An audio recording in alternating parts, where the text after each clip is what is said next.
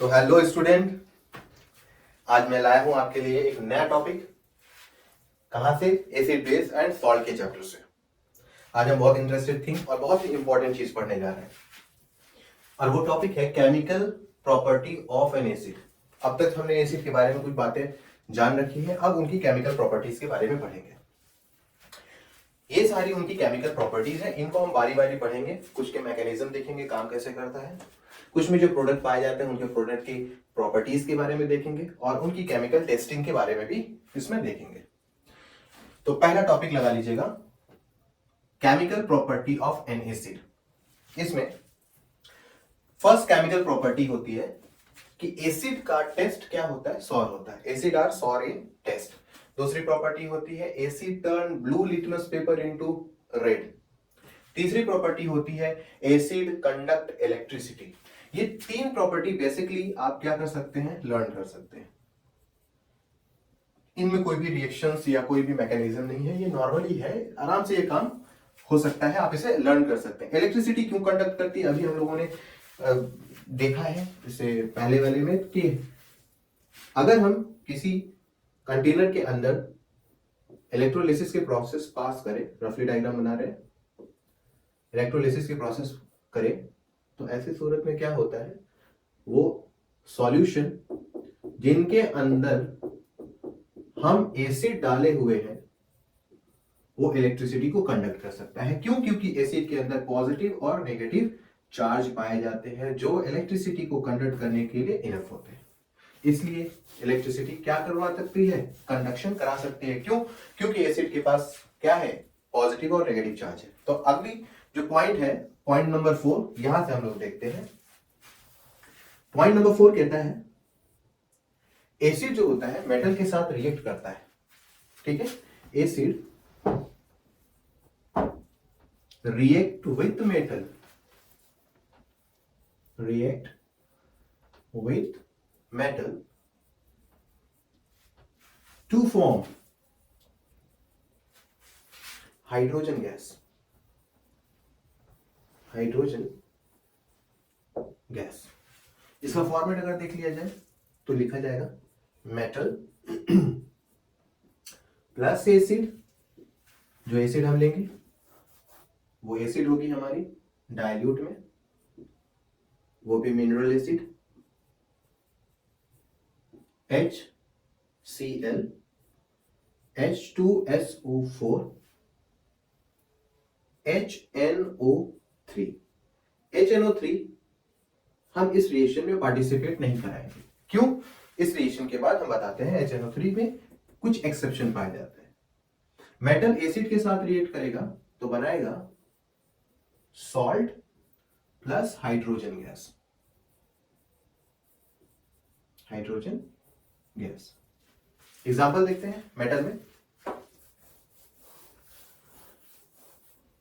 Acid लेते हैं H2SO4, कैसी लेंगे? डाइल्यूट, प्लस उसको रिएक्ट कराएंगे हम मेटल यानी जिंक नाम के मेटल से हम रिएक्ट करा लेते हैं, या जिंक ग्रैनुअल भी बोल सकते हैं। Zinc granule crystal form of zinc होता है जिसको एसिड में डालने के बाद वो सॉल्ट यानी ZnSO4 plus H2 gas liberate कराती है। ZnO4 क्या होते हैं? जिंक सल्फेट होते हैं और जिंक सल्फेट एक तरह का नमक होता है, सॉल्ट होता है। ये कैसे काम करता है? देखो, एक सेटअप होता है। हमने एक बीकर लिया, बीकर के अंदर हमने क्या कर दिया? H2SO4 एसिड डाल दिया, SO4 एसिड ले लिया। इसके अंदर हमने क्या किया? Zn नाम के छोटे छोटे छोटे छोटे टुकड़े मेटल के इसके अंदर ड्रॉप बाय ड्रॉप डाल दिया, एक एक पॉइंट उठा के डाल दिया। जिंक ग्रेनुअल थोड़ा भारी होने की वजह से यहां पर जाकर सेटल हो गया। कुछ वक्त के बाद हमने देखा कि इस जिंक ग्रेनुअल से छोटे छोटे बबल्स ऊपर की तरफ निकल रहे थे, जो ऊपर की तरफ जा रहे थे। इस बबल को जब ऊपर की तरफ जाता हुआ देखा गया तो इसे सेटअप को मिटा लेते, थोड़ा सा हम पैक करके एक पाइप के थ्रू पास कर दिए एक सॉल्यूशन में, और वो सॉल्यूशन था हमारा सोप सॉल्यूशन। कौन सा सॉल्यूशन? सोप सॉल्यूशन हम ले लेते हैं, सॉल्यूशन पास कर देते हैं। जैसे बबल्स यहां से निकलते हैं, गैस निकलती है, वो गैस यहां से होते हुए इसमें आती है सोप सॉल्यूशन में, और सोप सॉल्यूशन में जाने के बाद ये गैस बाहर की तरफ आती है। फौरन ही हम यहां पर जलती हुई मोमबत्ती लेके आते हैं।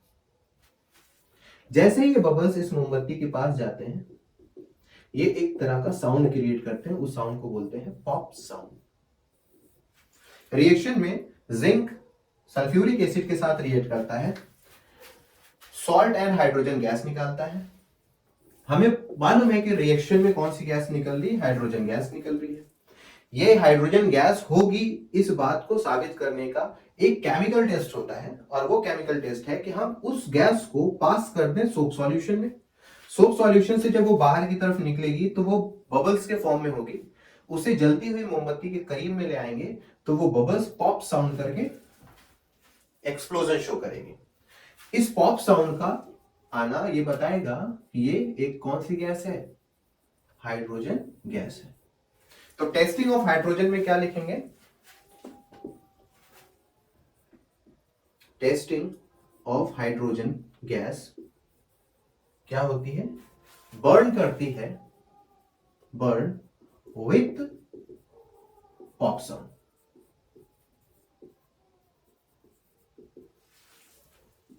ठीक, इसी तरीके से अगर कोई और रिएक्शन लेना चाहे एग्जाम्पल के तौर पे, तो हम मेटल में एग्जाम्पल लेते हैं मैग्नीशियम, और एसिड में एग्जाम्पल लेते हैं HCl। तो प्रोडक्ट में हमें क्या मिलेगा? Metal plus acid form salt and hydrogen gas. पहले इसमें से हम लोग हाइड्रोजन गैस बाहर निकाल लेते हैं, और जो बच गया उसे कर लेते हैं MgCl। वैलेंसी मैग्नीशियम की 2 होती है, क्रॉस मल्टीप्लाई करने पे यहां आती है और बन जाती है MgCl2। अब अगर इसका छोटा सा मैकेनिज्म देख ले किस तरीके से काम करता है। तो मैग्नीशियम जो होता है, मैग्नीशियम एक मेटल है, और वो मेटल कौन सा है? रिएक्टिव मेटल है, रिएक्टिव मेटल है। हाइड्रोजन जो होता है वो लेस रिएक्टिव होता है।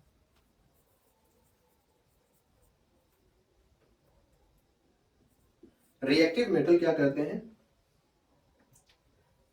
हाइड्रोक्लोरिक एसिड में से H पॉजिटिव को लिबरेट करा देते हैं, क्योंकि हम इसको लेते हैं सॉल्यूशन में। वाटर के कांटेक्ट में आती एसिड क्या कर देता है? H प्लस आयंस अपने आप के अंदर से बाहर निकाल देता है। मोर रिएक्टिव होने की वजह से H प्लस इस हाइड्रोजन के पास चला जाता है, यानी MgCl, Mg जो है वो Cl जो कि यहां नेगेटिव चार्ज है उसके पास आ जाता है, और हाइड्रोजन यहां से लिबरेट होकर बाहर निकल जाता है। मैग्नीशियम पॉजिटिव चार्ज हो गया, HCl जब ब्रेक डाउन होंगे तो H के ऊपर आएगा पॉजिटिव चार्ज और Cl के ऊपर आएगा नेगेटिव चार्ज। Mg जो होता है पॉजिटिव होने की वजह से नेगेटिव के साथ जाके अटैच कर लेगा और बनाएगा MgCl2। हाइड्रोजन गैस बाहर की तरफ निकल जाएगी और ये इस तरीके से इंडिकेट कराएगी। इसी तरीके से H2SO4 डाइल्यूट यानी वाटर के कांटेक्ट में आने पर H प्लस और SO4 नेगेटिव के फॉर्म में होगा। जिंक के ऊपर चार्ज होता है पॉजिटिव, क्योंकि ये एक मेटल होते हैं, जिनकी वजह से ये पॉजिटिव किस पे अटैक कर देता है? नेगेटिव पे, और एक बॉन्ड बनाता है और कहलाता है ZnSO4। H2 जो हाइड्रोजन गैस है वो यहां से लिबरेट कर जाती है। इस तरीके के मैकेनिज्म को हम देख सकते हैं इस तरह के रिएक्शन में। ठीक है, इसे फट से नोट कर लीजिए। फिर हम लोग पढ़ते हैं पॉइंट नंबर 5। ठीक है, अगला पॉइंट है हम लोगों का पॉइंट नंबर 5। पॉइंट नंबर 5 में पाया जाता है कि केमिकल प्रॉपर्टी होती है, एसिड जो होता है, acid react with metal carbonate, metal carbonate या metal hydrogen carbonate to form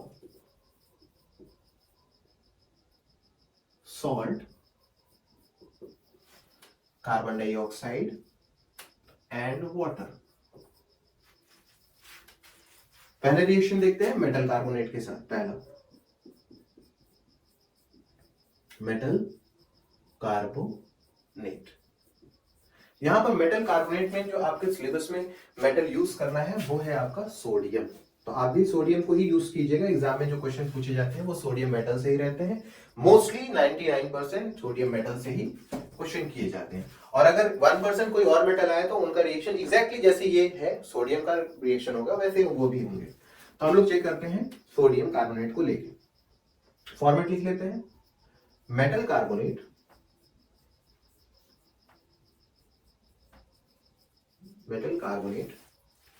या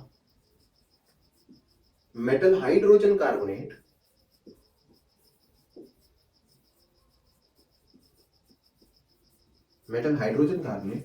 रिएक्ट विथ एसिड। यहां पर जो एसिड हम लोग यूज करेंगे वो डाइल्यूट HCl H2SO4 और HNO3 में से कोई भी यूज करेंगे और प्रोडक्ट हमारा बनेगा salt plus carbon dioxide plus water. Example number 1, metal carbonate Na2CO3। Metal carbonate sodium carbonate react with HCl कैसे डाइल्यूट में। प्रोडक्ट क्या बनता है NaCl plus CO2 plus H2O। इसी तरीके से अगर हम मेटल कार्बोनेट के बजाय मेटल हाइड्रोजन कार्बोनेट ले लें तब क्या होगा NaHCO3 मेटल हाइड्रोजन कार्बोनेट, उसको रिएक्ट करते हैं HCl कौन सा डाइल्यूट, तो प्रोडक्ट बनता है NaCl plus CO2 plus H2O। ये क्या, ये तो दोनों ही प्रोडक्ट सेम फॉर्म कर रहा है, यानी NaCl यहां पर भी बन रहा है, carbon dioxide water same product नीचे भी बन रहा है। तो दोनों रिएक्शन में डिफरेंस क्या है, what is the difference between both of the reaction if metal carbonate and metal hydrogen carbonate both create NaCl carbon dioxide and water. तो डिफरेंस क्या है, डिफरेंस सिर्फ बैलेंसिंग का है, बैलेंसिंग का है। बैलेंसिंग कैसे, यहां पर बैलेंसिंग का है देखो, CO3 अपना जब टूटता है तो ये बनाता है CO2 और CO2 जब किसी के साथ ज्वाइन होता है यहां क्या होगा ब्रेक, किसी के साथ ज्वाइन होगा तो बनाएगा CO3। वेरी इंपॉर्टेंट, नोट कर लीजिए। CO3 जब टूटता है तो बनता है CO2 और CO2 जब ज्वाइन होता है किसी के साथ बनता है CO3। यहां पर क्या है CO3, प्रोडक्ट में ये जाने के बाद टूटेगा, CO3 जब टूटता है तो बनता है CO2। CO2 बन गया तो यहां पर बचा एक सिंगल O। अब देखिए HCl अपने हिस्से में टूटता है, Cl नेगेटिव और ये हिस्सा पॉजिटिव हो जाता है। पूरा कंपाउंड में एक पॉलीएटॉमिक आयंस है और एक मेटल है। पॉलीएटॉमिक आयंस हमेशा नेगेटिव होते हैं और मेटल हमेशा पॉजिटिव होते हैं। पॉलीएटॉमिक आयंस अपने हिस्से में टूट के CO2 बाहर दे दिया, सिर्फ ऑक्सीजन बचा, यानी ऑक्सीजन के ऊपर चार्ज नेगेटिव। सोडियम अटैक कर देता है Cl के पास और ये जो O बचा हुआ होता है ये अटैक हो जाते हैं किसके पास, हाइड्रोजन के पास, और फॉर्म करते हैं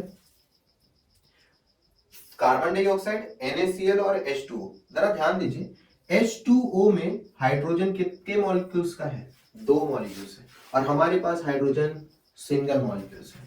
इसमें आइए Na फिर से टूटेगा, पॉजिटिव हिस्सा बनेगा, HCO3 हाइड्रोजन कार्बोनेट एक पॉलीएटॉमिक आयंस हो, इनके ऊपर चार्ज नेगेटिव, CO3 फिर से टूटा और बनाया CO2, CO3 में से CO2 काम खत्म, बचा कितना O।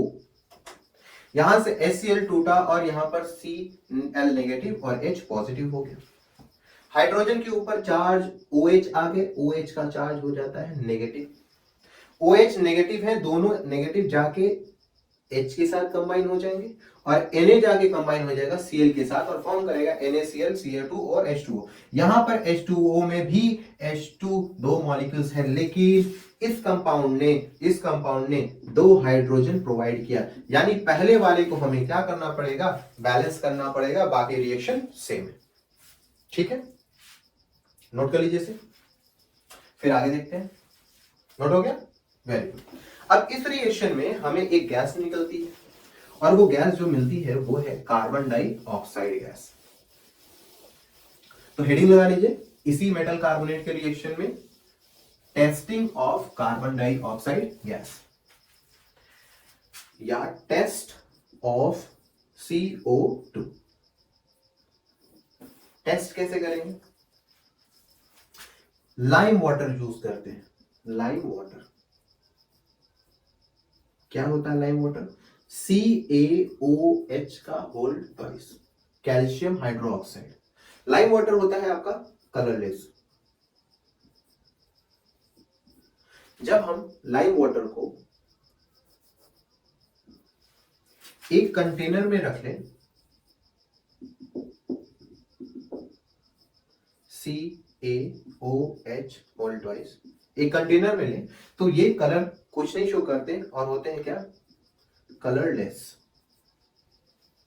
आप एक स्ट्रॉ लीजिए और इसके अंदर क्या कर दो, पास कर दो CO2, यानी बॉडी के अंदर पाए जाने वाली गैस को रिलीज कर दो with bye mouth.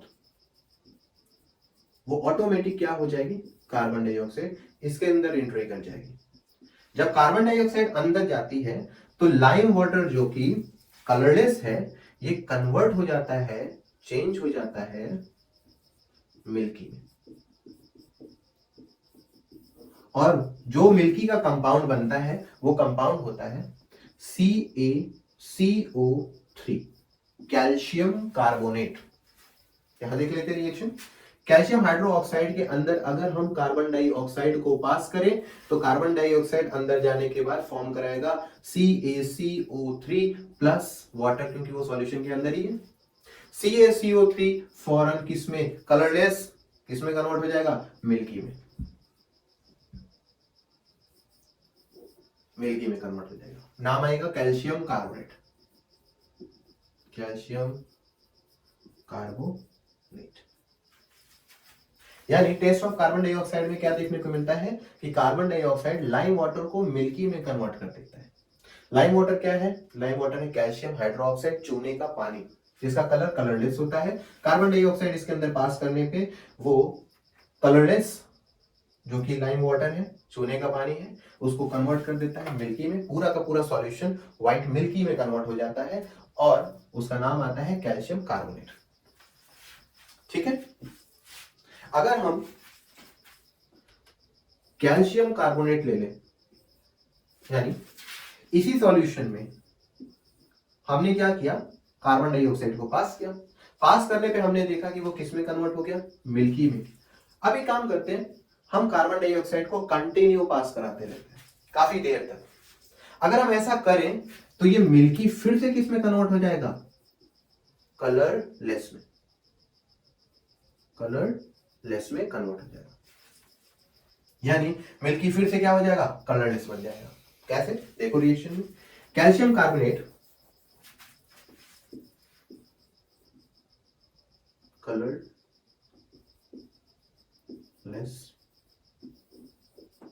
Access of CO2 pass. क्या होता है, ये जो प्रोडक्ट हमको मिला है सॉल्यूशन के अंदर, बीकर के अंदर, वो है हमारा H2O, और हम क्या कर गए, भूल गए CO2 को पास लगा के। ठीक है, तो चाचा साहब ने क्या किया, स्ट्रॉ में फूका और फूकने के बाद भूल गए, लगातार फूकते ही रहे। तब ऐसी सूरत में वो इंतजार कर रहे थे कि वो बन जाएगा भैया मिल्की में, लेकिन वक्त आने पर वो मिल्की से फिर से किसमें कन्वर्ट हो गया, कलरलेस सॉल्यूशन में, और बनाया CaHCO3 whole twice. CaHCO3 whole twice, इसको बोलते हैं कैल्शियम हाइड्रोजन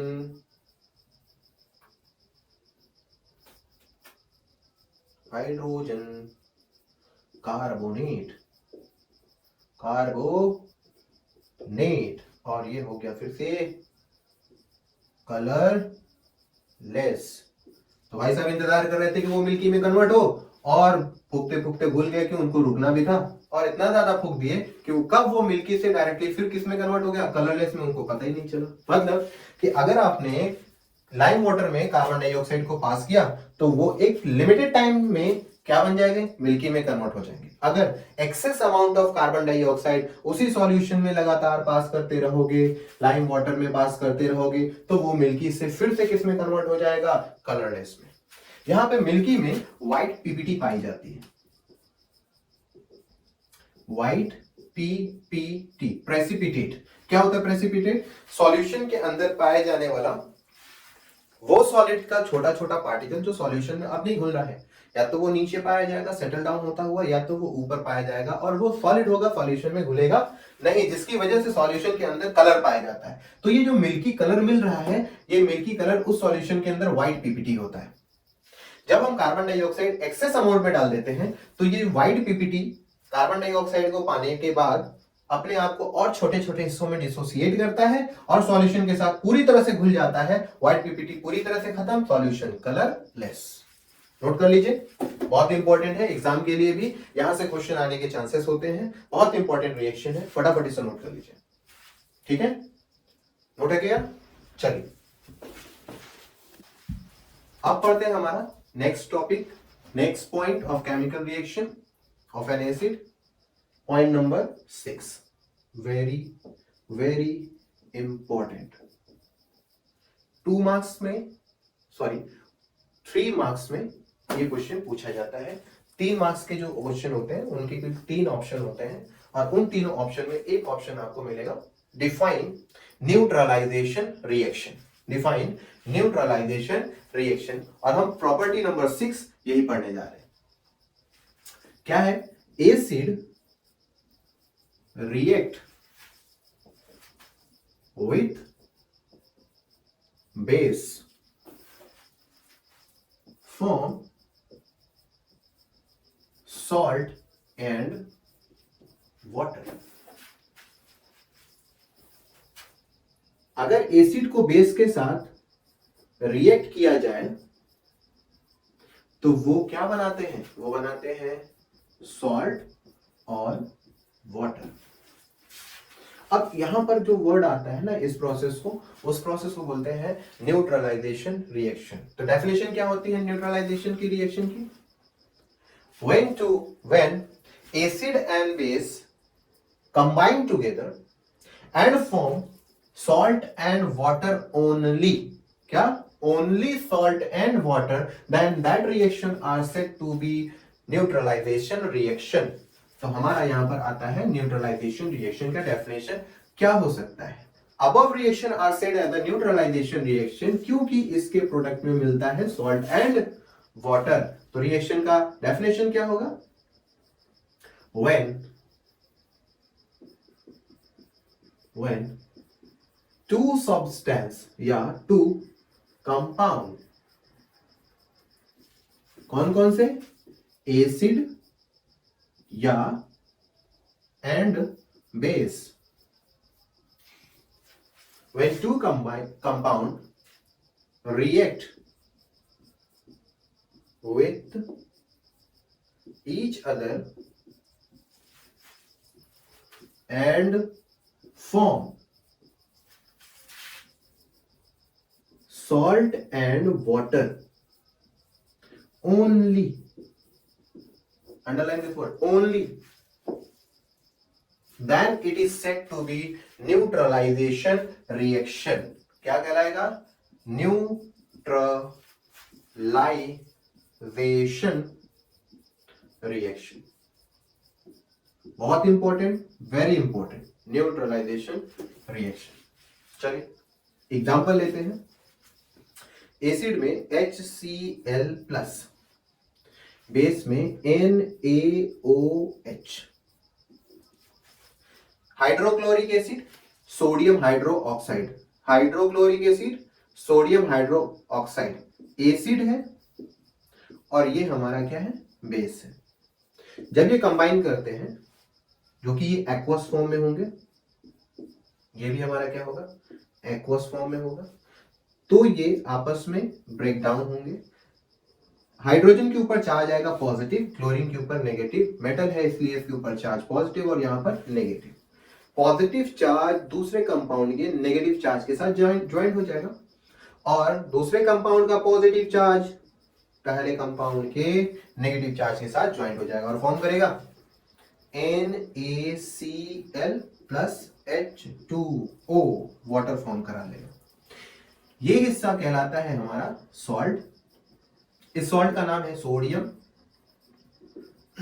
सोडियम क्लोराइड। इसके कॉमन नेम में हम इसको बोलते हैं कॉमन सॉल्ट या टेबल सॉल्ट। टेबल सॉल्ट जो हम लोग टेबल पे रख के खाते हैं, यानी खाना खाने में, टेबल सॉल्ट।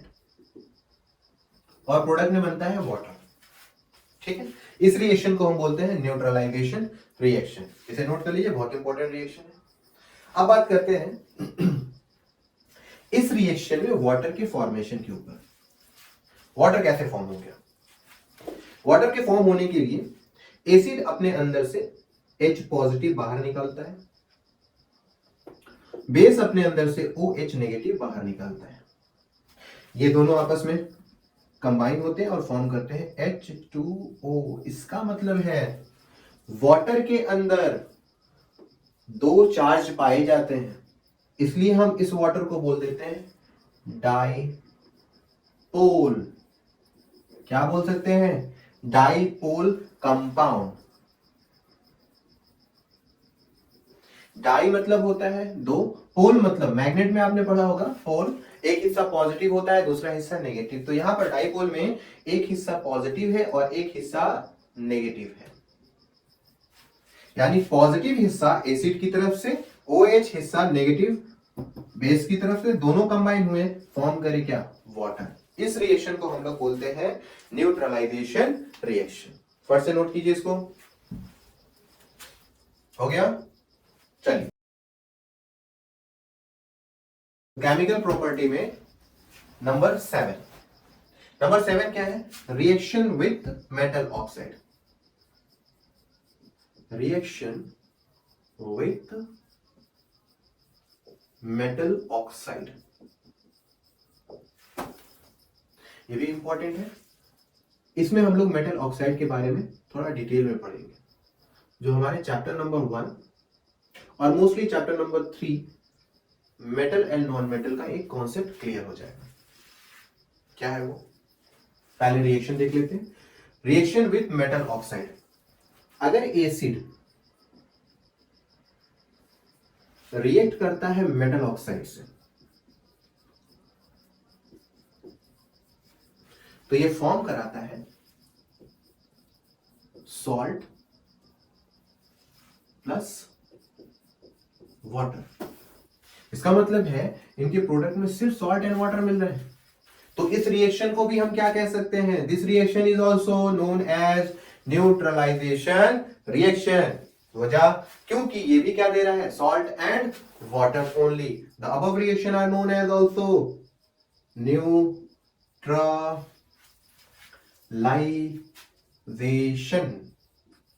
रिएक्शन। कौन सा रिएक्शन? Neutralisation reaction. क्यों? क्योंकि ये दे रहा है सॉल्ट एंड वाटर ओनली। इसका मतलब है ये क्या है? एसिड।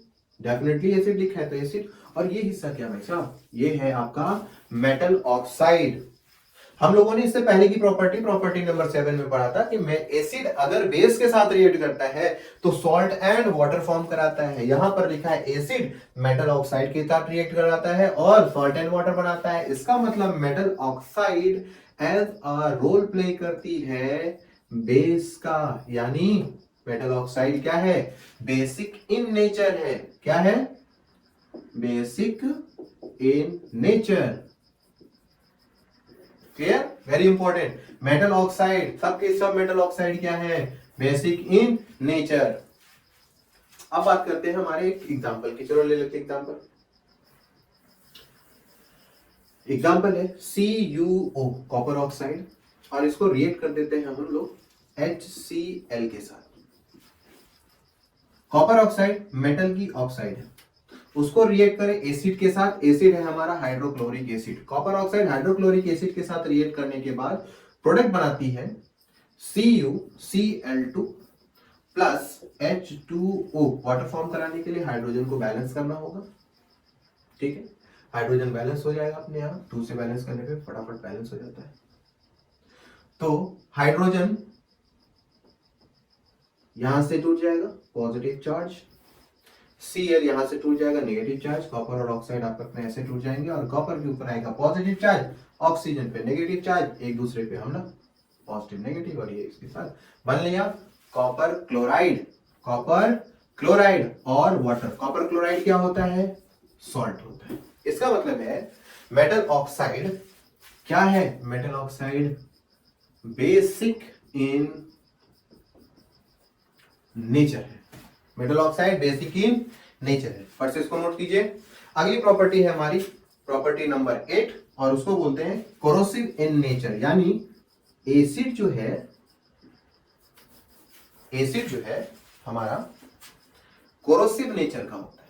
क्या होता है कोरोसिव नेचर, यानी एसिड किसी चीज पे अगर गिरे, हमारे हाथ पे गिरे या किसी के हाथ पे गिरे या कोई कागज पे गिरे या कपड़े पे गिरे, तो वो उस चीज को बर्न कर देता है, जला देता है। इस प्रॉपर्टी को हम बोलते हैं कोरोसिव इन नेचर, यानी ईटेन अप बाय एसिड, खत्म कर देता है एसिड उन सारी चीजों पे जिसपे वो गिरता है, इसलिए उनको एक प्रॉपर्टी मिलती है, उस प्रॉपर्टी को बोलते हैं कोरोसिव इन नेचर। ठीक है, चलिए नोट हो गया ये। एक बार फिर से हम लोग इसको समराइज करते हैं और देखते हैं हम लोगों ने क्या क्या किया। ठीक, तो चलो पहला हिस्सा, एसिड क्या होता है, एसिड सॉरिन टेस्ट होता है। ठीक है, एसिड क्या है, सॉरिन टेस्ट होता है। पहला हिस्सा खट्टा हो जाएगा। दूसरा, ब्लू लिटमस पेपर को रेड में कन्वर्ट कर देगा। तीसरा, पॉजिटिव और नेगेटिव चार्ज होने की वजह से एसिड इलेक्ट्रिसिटी को कंडक्ट कर सकता है। चौथा, मेटल के साथ अगर एसिड रिएक्ट करता है तो वो हाइड्रोजन गैस निकालता है। एसिड अगर मेटल के साथ रिएक्ट करे तो हाइड्रोजन गैस निकालता है, और इस रिएक्शन को हम लोग बोलते हैं एक्सोथर्मिक रिएक्शन। एक्सोथर्मिक रिएक्शन क्या बोलते हैं, एक्सोथर्मिक रिएक्शन, यानी अपने अंदर से हीट कंटेनर क्या करेगा, रिलीज करेगा। जिस कंटेनर में ये हो रहा होता है, जैसे हम लोगों ने देखा जिंक में SO4 को H2SO4 को रिएक्ट किया गया, कंटेनर में H2SO4 रिएक्ट रखा गया और इसमें हम लोगों ने डाल दिया जिंक का ग्रेनुअल, कुछ छोटे छोटे जिंक के क्रिस्टल इसमें डाल दिए। अगर मैं इसको टच करूं, अगर मैं कंटेनर को टच करूं तो कंटेनर अपने अंदर से हीट क्या करेगा, रिलीज कराएगा, यानी हमें गर्म महसूस होगा। इसी प्रॉपर्टी को हम बोलते हैं एक्सोथर्मिक रिएक्शन, यानी मेटल का एसिड के साथ रिएक्ट करना क्या कहलाता है, एक्सोथर्मिक रिएक्शन। अब वो मेटल चाहे जो सा भी हो, वहां पर कहलाएगा एक्सोथर्मिक रिएक्शन। ठीक, नोट कर लो इसको फट से। चलिए ठीक है, यहां पर एक टॉपिक हमारी जो इंपॉर्टेंट है उसे नोट बना के लिख लीजिए। क्या है, मेटल के साथ जब हम एसिड का रिएक्शन कर रहे थे तो उस दौरान हमने HCl H2SO4 को रिएक्शन में इन्वॉल्व कराया और बोला कि ये रिएक्शन में हाइड्रोजन गैस रिलीज करा सकते हैं, लेकिन हमने लिखा HNO3 पार्टिसिपेट ही नहीं करते। क्यों, क्योंकि ये हाइड्रोजन गैस तो बनाएंगे ही नहीं, इसलिए ये पार्टिसिपेट नहीं करते। क्योंकि प्रॉपर्टी तो ये है कि मेटल के साथ एसिड रिएक्ट करने पे हाइड्रोजन गैस रिलीज करे, लेकिन HNO3 क्या करता है, हाइड्रोजन गैस रिलीज नहीं करता। देखते हो क्या होता है, अगर मैं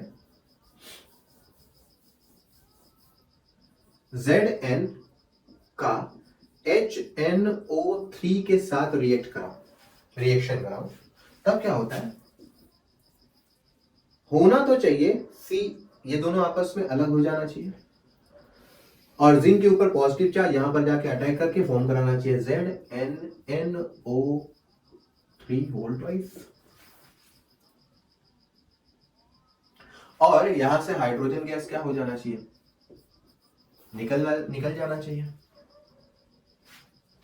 लेकिन क्या होता है कि हाइड्रोजन गैस निकलने की कोशिश करता है, इतने में HNO3 इसे फौरन ऑक्सीजन प्रोवाइड कर देता है।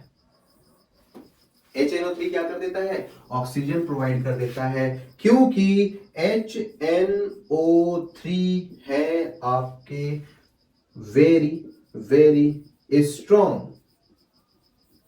Oxidising agent. क्या है, ऑक्सीडाइजिंग एजेंट, यानी HNO3 कौन सा रोल प्ले करने लगता है, स्ट्रॉन्ग ऑक्सीडाइजिंग एजेंट का रोल प्ले करने लगता है।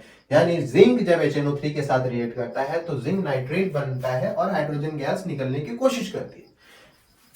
जब तक वो निकल रहा होता है HNO3 दौड़ा के उसको एक ऑक्सीजन प्रोवाइड कर देता है और प्रोडक्ट में ये फॉर्म कराने के बजाय हाइड्रोजन के ये फॉर्म करा देते हैं ऑक्सीजन, जो कि हमारी प्रॉपर्टी का हिस्सा है ही। इसलिए HNO3 का रिएक्शन किसी भी मेटल के साथ नहीं किया जाता, क्यों, क्योंकि वो वाटर फॉर्म करा देता है और हाइड्रोजन गैस फॉर्म नहीं कराता। तो क्या सवाल ये आया, क्या कोई ऐसा मेटल है जो HNO3 के अंदर से हाइड्रोजन गैस निकाल सकता है? तो पता चला हाँ, ऐसे दो मेटल हैं, पहला मैग्नीशियम और दूसरा मैग्नीज। पहला मेटल है मैग्नीशियम, दूसरा है मेटल है मैग्नीज। मैग्नीशियम और मैग्नीज कहते हैं, कोई बात नहीं, घबराओ मत, अगर कोई मेटल आप में से हाइड्रोजन गैस नहीं निकाल पाता तो मैं आपके अंदर से हाइड्रोजन गैस निकाल के दिखाऊंगा, लेकिन इनकी एक कंडीशन होती है,